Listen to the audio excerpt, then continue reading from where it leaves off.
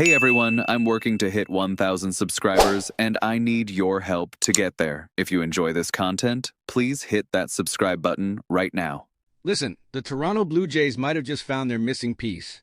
And honestly, this could be the move that pushes them over the edge in 2026. We're talking about a relief pitcher who checks every single box this team needs. And according to recent reports, he could be available for way less than you'd think. Brian Abreu from the Houston Astros. That's the name you need to remember right now. Thomas Hall from Blue Jays Nation just dropped an article connecting the dots. And when you actually dig into the numbers, this thing makes too much sense. Abreu posted a 2.28 ERA last year, averaging 97 miles per hour on his fastball, sitting in the 90th percentile for velocity. But here's what really matters for Toronto. This guy is an absolute strikeout machine. High whiff rates, elite stuff, the kind of arm that changes innings. Why does this matter so much for the Jays? Look at their current bullpen situation. You've got Jeff Hoffman, who's solid but not necessarily locked into that closer role.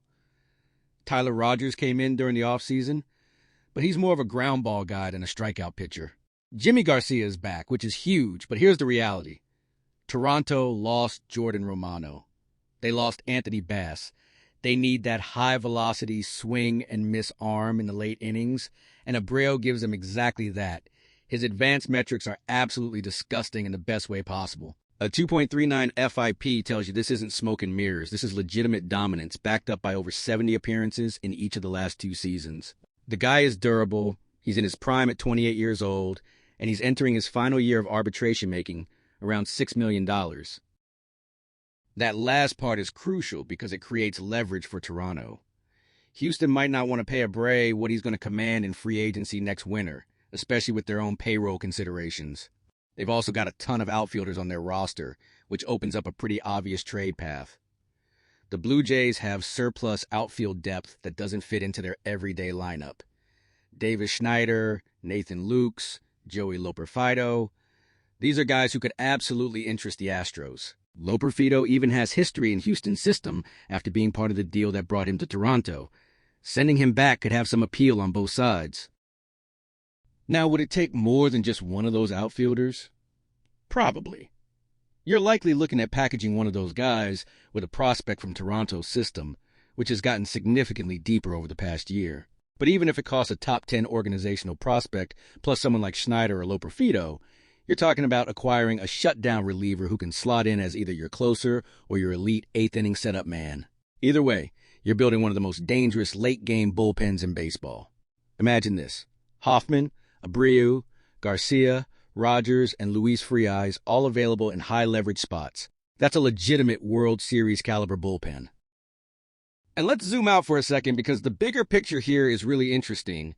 The Jays had a solid offseason. Even though they didn't land Kyle Tucker and missed on some other targets, they added Roki Sasaki, who could be a legitimate ace. They brought in Anthony Santander, who's expected to re-sign and provide that middle-of-the-order power. Yusei Kikuchi is back. Cody Poteet is healthy. The rotation is dramatically better than it was for most of last year when injuries completely derailed things. But the bullpen is still the question mark, and Abreu answers it. There's also this wild projection from Zips that has the Blue Jays finishing first in the AL East. Now, projections are just projections, but the reasoning makes sense. If George Springer bounces back even to a 750 OPS level, if Santander hits 30 homers, if Vladimir Guerrero Jr. and Bo Bichette stay healthy and productive, if Alejandro Kirk has a solid year behind the plate, and if guys like Addison Barger and Ernie Clement contribute in their roles, this lineup has serious depth. Then you add a rotation that features Sasaki, Kevin Gausman, Jose Barrios, Chris Bassett, and potentially Yusei Kikuchi or Bilden Francis in that 5th spot, and suddenly you're looking at a team that can win games in multiple ways. But none of that matters in October if you can't shut the door in the 8th and 9th innings. That's why Abreu is so critical.